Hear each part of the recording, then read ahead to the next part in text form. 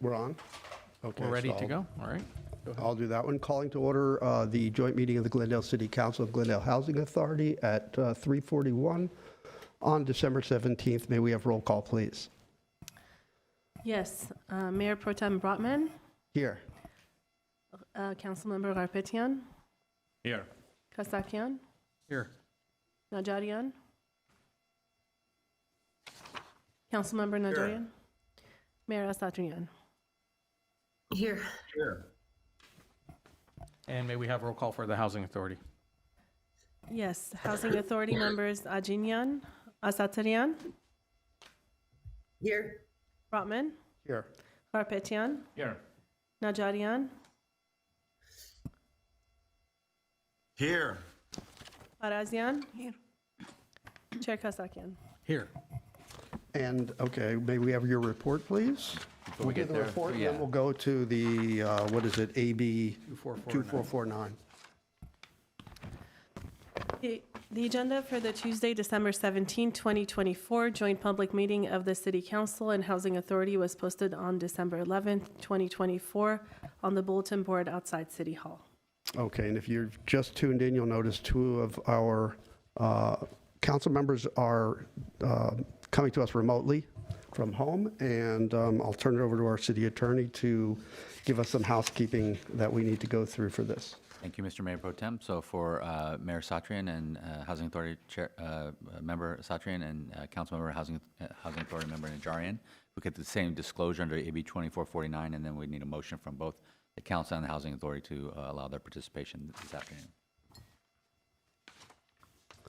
Okay, so So Do we want to we make a need motion each right of now? them, well, I think we need each of them to, record, just again, and I apologize, but the Brown Act does require that disclosure to be made for every single meeting that the remote participation occurs. So I do need to ask Councilmember Najarian and Mayor Satrian to make the same disclosure they made on the previous item. I have the flu and I have no one with me that's 18 years and older. I have a cold and I am alone. okay. And Need a motion for the Housing Authority? yes, we'll need, oh, so we need a motion for both. Okay, so, well, I'll request the motion for city council first. Sure. Okay, motion for city council. Second. Okay, roll call, please. Mayor Pro Tem Brotman, Yes. Councilmember Garpetian, Yes. Kasakian, Yes. Najarian. Councilmember Najarian. Yes. Mayor Asatryan. Yes. And for the Housing Authority, Mr. Okay, Chair? and I'll make the motion for the housing authority. You have a second? Second. All right, may we have roll call for the Housing Authority? Yes, Housing Authority members Ajinyan, Asadrian, Yes.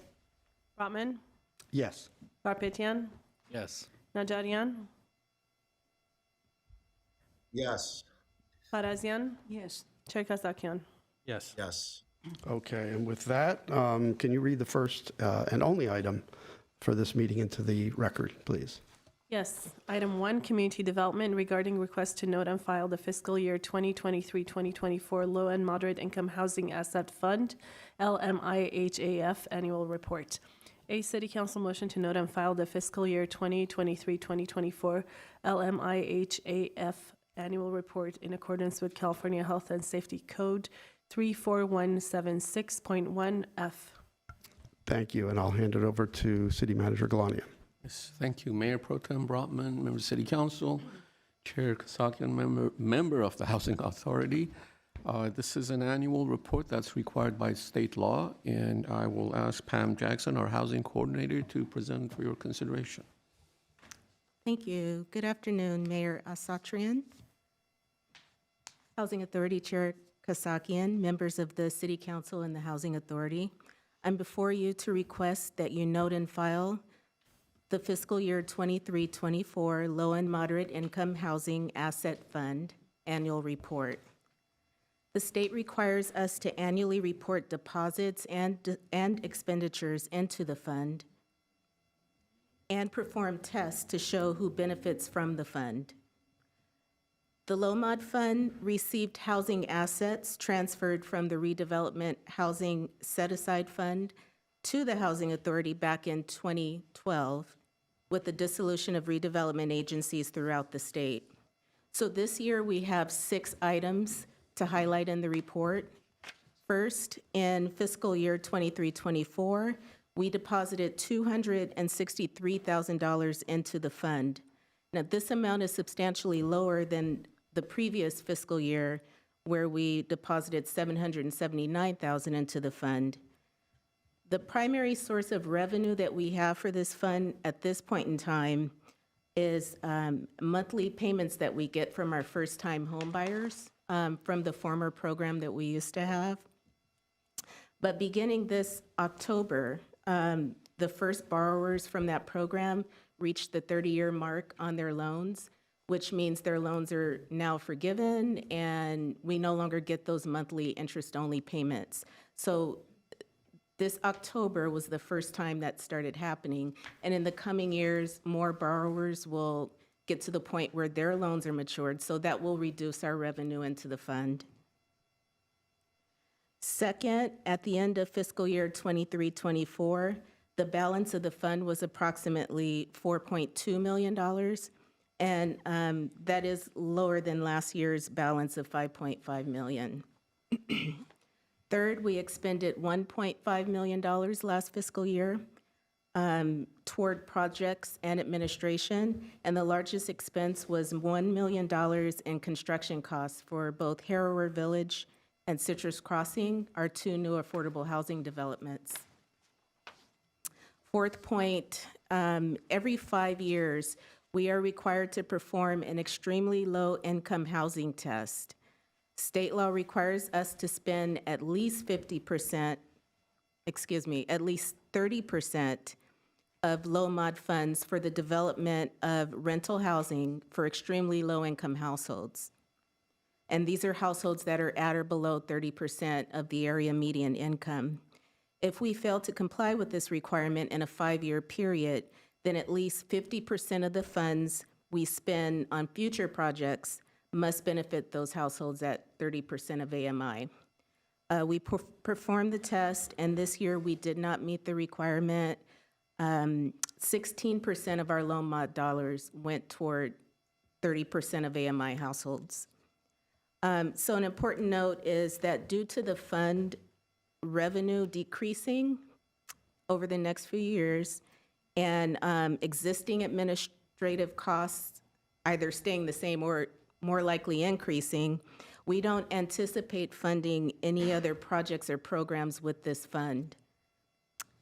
Keep in mind that we have an existing contract with Heritage Housing Partners, and that's our service provider for the Doran Gardens project, where we have condominiums that we purchase when they're up for sale and resell them to new moderate income first-time home buyers. So we do reserve $1.2 million from this fund each year to do that. And we also try to reserve 5 years of administrative expenses with this fund. So because of those reasons, we don't anticipate funding future programs or projects with this fund.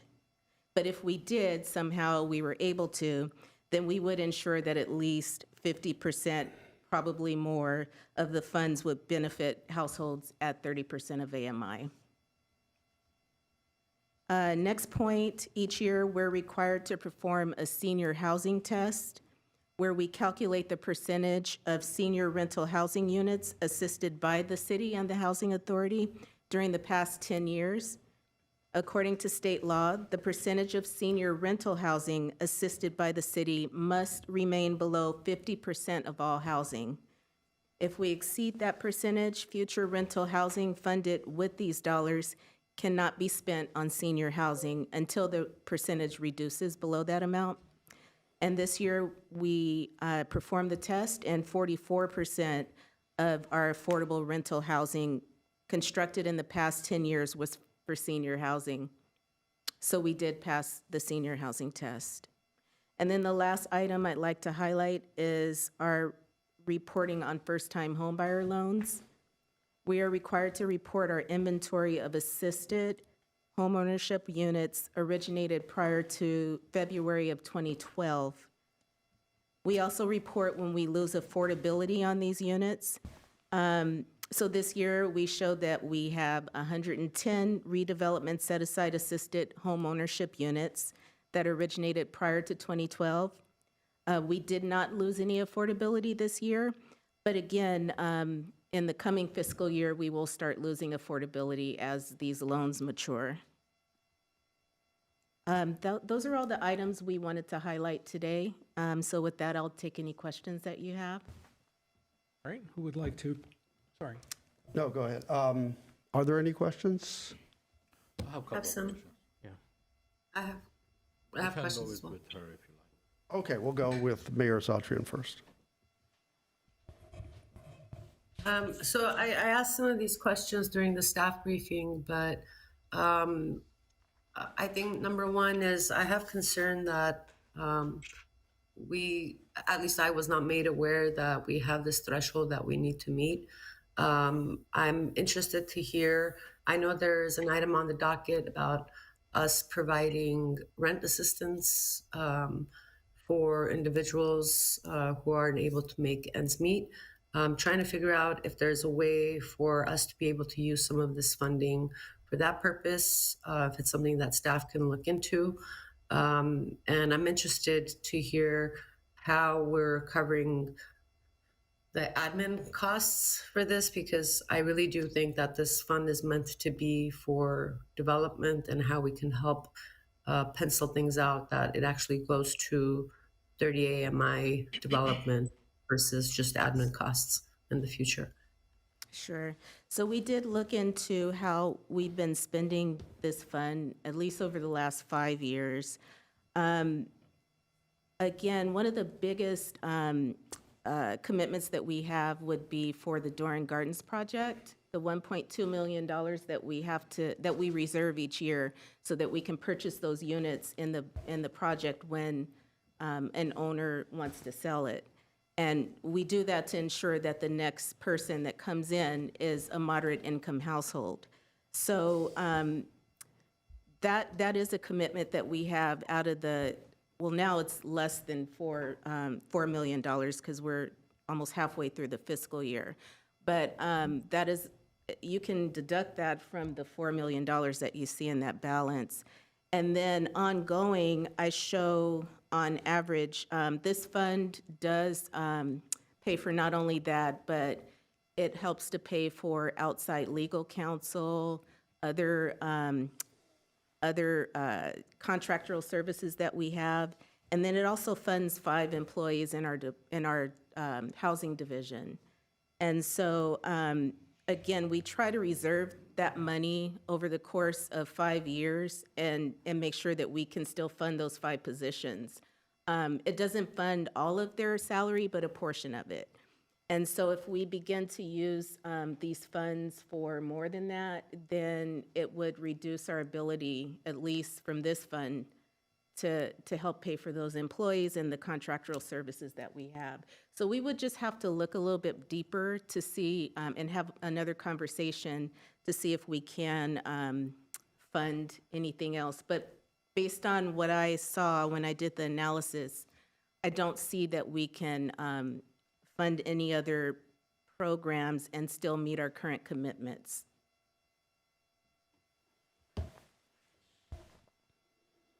At least not from this fund.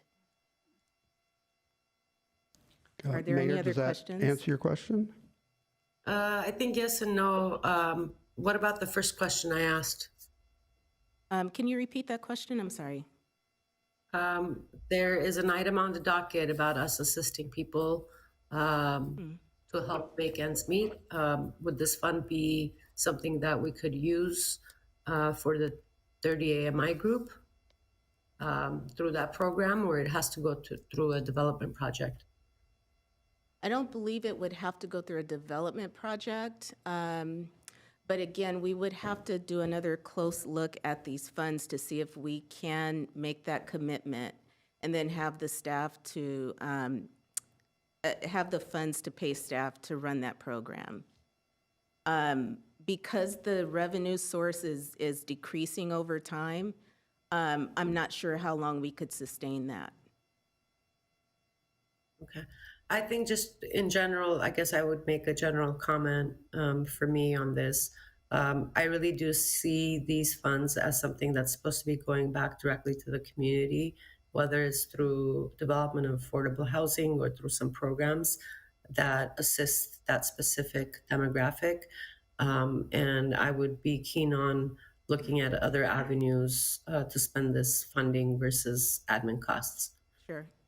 For us to figure out where, I recognize that we have the admin costs, but again, as I see it, that, this funding is meant for that.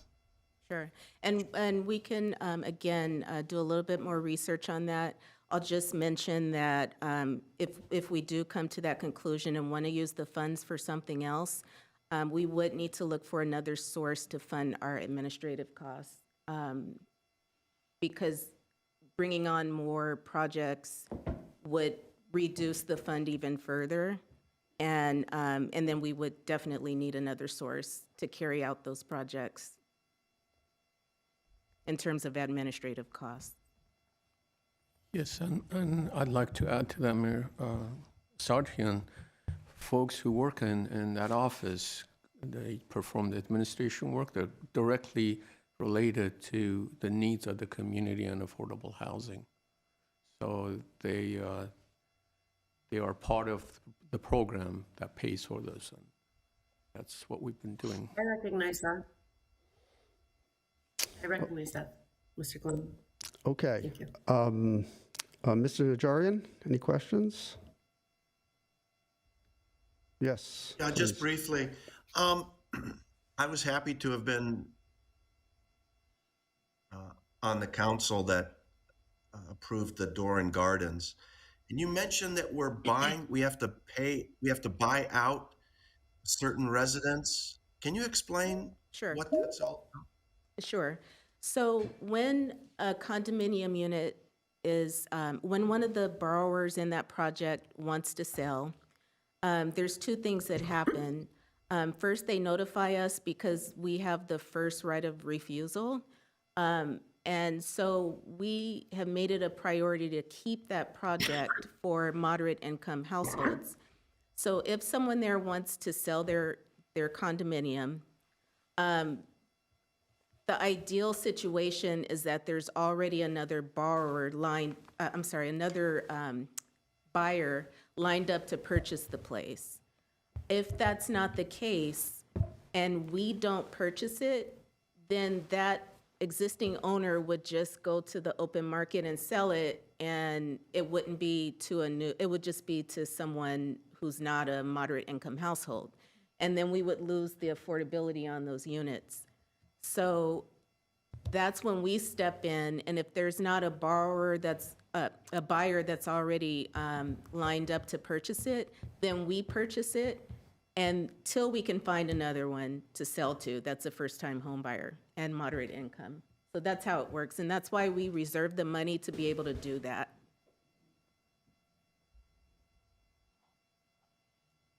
I mean, didn't we place those first-time owners there? So are we giving them a windfall by getting them in a unit and then they're selling it at market rates, I presume? There's a calculation. Let's talk about the windfall. Is there a windfall element to those that came? So I'll have to look at the most recent ones, but there is a calculation that we go through. I wouldn't call it a windfall. They may get, some profit from selling it. I'd have to give you those details. I'd have to look and see how much of a windfall that would be. I don't think it's as big as maybe you might think it is. If I may, just generally on a broad level, I'm not sure, I can't remember the specifics of these projects, maybe Peter does, but generally there's a note that inures to the redevelopment agency or the housing authority in this case, in which the gap between what the market price was and the affordable price, that's a note to the agency, as well as an equity share. So if that condo appreciates over time, we get a percentage of that appreciation. The owner gets appreciation of the percentage. So there's no windfall, although the owner of the condo does get some equity share, but it's not a true windfall as if they bought it at affordable rate and sold it at market rate. And Peter's come stepping up if I misstated anything. Yes, I'll just say it a different way, is that the original buyer has purchased the unit at an affordable sales price for a moderate income household. 5 years goes by. Every year, the state of California increases the income for a moderate income household. As a result, through the calculation, their home price appreciates, not greatly though, it's just by thousands of dollars. So if a home buyer has a unit and they've held it for 5 years, we exercise our first right of refusal. And by the way, it's a revolving loan fund, so that money does come back to us. We would purchase the unit at the affordable sales price for this current year. And typically, homeowners may make anywhere between $10,000 to maybe some as much as $20,000 in appreciation for those 5 years as moderate income pricing has gone up. And then we, in turn, our vendor, who is the developer, in turn sells it to the next buyer at the affordable sales price for that person, then it gets repaid back to us. So it's a very unique way, but it's intensive when you have sales happening during the year to be able to keep those units affordable for 30 years. So there is no market rate sale of those units done unless we don't have funding and we do not exercise our first right of refusal. So our intent, and the housing authority that set the project up at that time, was to make sure these units continue to be affordable to subsequent buyers. And that's the methodology for making that happen. Okay. Any other questions? I have a couple of questions. Okay, Mr. Najarian, did you have anything further? Okay, Mr. Garpetian? Thank you. So our balance as of June 30th, 24 is 4.3 million, Correct. and that's after spending that 1.5 million? Because we said that Yes. Okay. And the deposit that was made of $263,000. So after all of that, we have $4.3 million in our account. At the end of the last fiscal year, yes. Okay, and the landscaping for Doran Gardens, what is our obligation for next 5 years? How much do we have to, you mentioned that there is a landscaping contract that we have to, Oh, no, it's Heritage Housing Partners. Okay. They're a service provider, and they buy and sell the homes on our behalf. So okay, the commitment is to that contract that we have with them. okay. Okay, thank you, that's all I have. Other questions? Ms. Parazian, Mr. Kasakian? Yeah, so unfortunately, I wasn't able to have a staff briefing on this item. I do have just the optics, the concerns of having funds that can only be spent towards staffing and having those funds be encumbered in that way, especially as we were listening in the previous item during the Housing Authority meeting about our inability to distribute vouchers because of a lack of funding for the appropriate administration of them. I don't know if the nuances of what these programs require translate directly to the understanding of many people in the public who aren't steeped in this and understand it. So I think that there is concerns in terms of how these are perceived. You know, some may even paint the city as being too top-heavy in terms of, you're paying for staffing while people cannot make ends meet. I would like us to explore strategies and projects that can be effective in providing, achieving compliance with the inclusionary and replacement housing obligations, but, try to be as creative as possible where we still keep staffing at the levels that are needed, but not make it appear as though we are paying only for staffing and turning a blind eye to people's housing actual needs. Sure, and we did have the conversation after yesterday's briefings, and so we are fully aware of that. I do just want to reiterate that this funding source is not one that gets a big amount of money every year. We're solely relying on these first-time homebuyer borrowers to make their payments into the fund. And then, occasionally we'll get residual receipts payments from our affordable housing developments. Not many, but occasionally. And so over time, if we did make a commitment to a program, I'm not sure how long we could meet that commitment with the funding source revenue going down over time. Sure. So just keep that in mind, too. Well, could the staffing that these funds are used for be dedicated to programs such as bolstering some of our rental rights assistance and some of the work that's being done to help guide tenants who are on the verge of perhaps eviction or being homeless? You're asking if they can pay for that staffing to Yeah. ensure those things? If we do add more staffing, pay for staffing from this fund, it'll decrease the fund a little bit faster than the current rate. And right now, we can see that we have a little less than 4 years that we can see paying administrative costs, a little less than 5 years that we can see paying administrative costs from this fund. And beyond that, I'm not sure how much longer we could sustain it. For 4 years, we could potentially, Stretch it? The existing existing, staff, okay. yes. all right, thank you, Mayor, that's all the questions I have. Okay, if there are no further questions, are there any comments from the public? There are no public comments. No comments. Okay, then we'll need 2 motions, one for City Council, one for Housing, to note and file the fiscal year 23-24 low medium income housing asset fund. Do I have that right? Housing asset fund? Annual report. Do we have such a motion for council? So moved for council. Okay, second? Okay, we have a motion and a second. Roll call, please. Council members Brotman, Yes. Karpetian, Yes. Kasakian, Yes. Najarian, Yes. Mayor Asadrian. Yes. Okay, motion passes. And then we need one for housing as well? No? Are we I fine? don't see one on the agenda. Oh, so- no, we Yeah. don't need, I'm sorry. All Okay, right. I thought we needed both. And I'll move that we adjourn. Okay, So Second. okay, so that's an adjournment for council. This was a joint meeting, so we need to adjourn for housing, right? We have a motion for I'll housing. move to adjourn for housing. Is there a second? All right, seconded by Authority Member Perazian. Thank you. Thank you. Okay, so we move on to city council for closed session. We're on? Okay, so we'll call to order the Glendale City Council on December 17th at 4:09 PM, starting with closed session. May we have your report, please? Roll call first. Oh, I'm sorry. Got to do this for each meeting. Roll call, please. Council members Brotman, Here.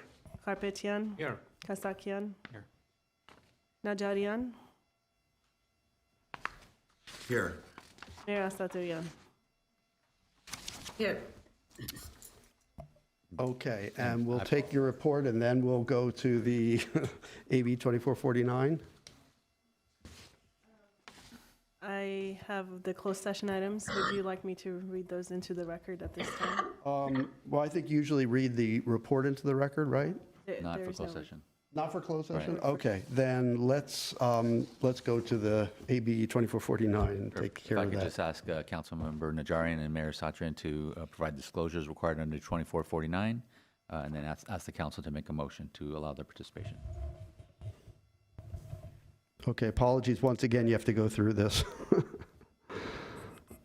I have the flu. I'm alone. I have a cold. I'm alone. Okay, and now we'll take a motion. I'll move that we allow participation under the AB 2449. Second.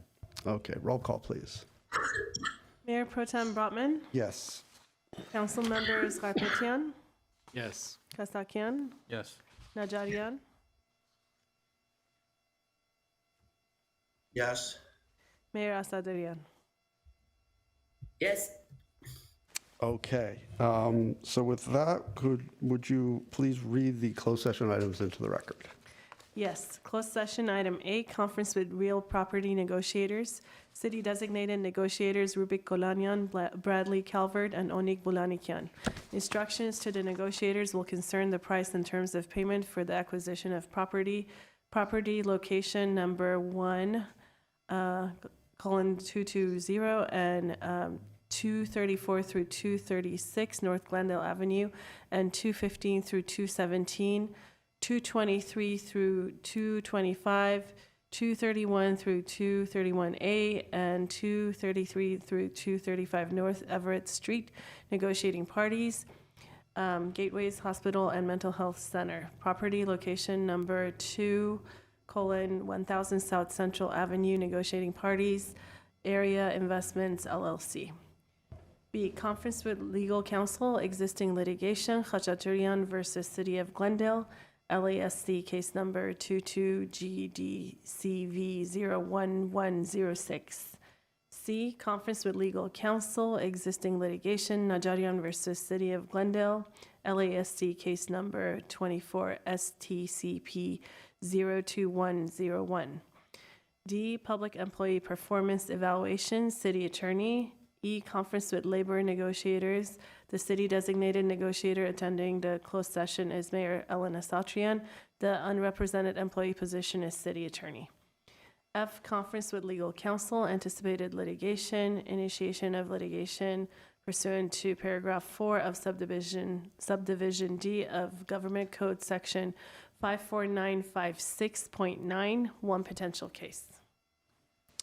Thank you. And do we anticipate reporting out on any of these items? Mr. Mayor Pro Tem, we anticipate reporting on items 1B and 1F. 1B and 1F. Okay, thank you. With that, we'll recess to closed session.